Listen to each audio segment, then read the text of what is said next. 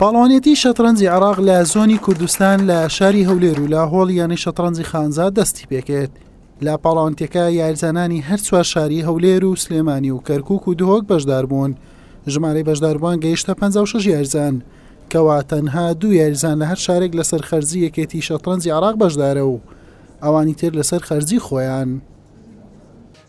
زۆنی عێراق خۆی بریتێ لە 5 زۆن، یەکێک لە زۆنەکان زۆنی کوردستانە کە ئێمە ژمارە دووماندانەوە، دوای زۆنی بڵین بەغا و دیال و شارەکانیکە زۆنی کوردستان بەقوترین زۆنە لەسەر ئاستی یاریزانەکان، چونکە باشترین یاریزانەکانی هەڵبژاردەی عێراق و بڵین پێش کۆتای عێراق لە کوردستان کۆبێت لە شاری هەولێر و سلێمانی و دهۆک. ئێستا لە هەمووی خۆشتر شاری کەرکووکیش هاتوۆتە لامانەوە، تقریبان زیاتر یاریزان لە شاری کەرکووک بەشداری کردووە لە نێر و میە. یعنی ئێستا حالیان بە پێی ژمارەی کە سەیرم کردووە 56 یاریزان بەشداری کردووە.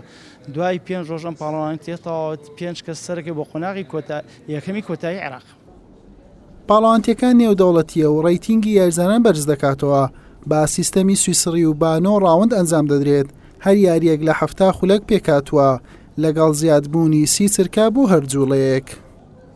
بەڕاستی جێگای دڵخۆشەیە کە ئەو پاڵەوانتی زۆن کە پاڵەوانتی زۆر بەهێزە بە بەشداری هەموو شارەکانی کوردستان، هەولێر، سلێمانی، دهۆک، کەرکووک بەشدارن و زۆر گرنگە و پاڵەوانتی بە تایبەتی کە کلاسیکە بۆ بەرەوپێشچوونی ئاسی یاریزانەکان و خۆ ئامادەکردن بۆ پاڵەوانتیەکانی تەمەنەکان و یانەکان و هەموو یاریزانەکان توانن سوود لێ بین بۆ بەرزکردنەوەی ئاستیان و بەرزکردنەوەی ڕێیتینگیان.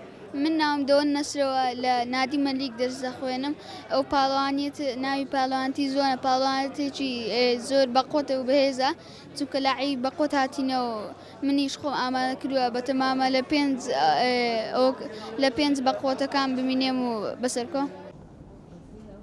لەم پاڵەوانتی عێراق بەسەر 5 زۆن دابەشکراوە، لە هەر زۆنێک 5 یاریزان دەگات تا کۆتاییەکانی عێراق، کەوا مانگی داهاتوو لە بەغداد ئەنجام دەدرێت. حوسێن محەممەد، کەناڵی پێام، هەولێر.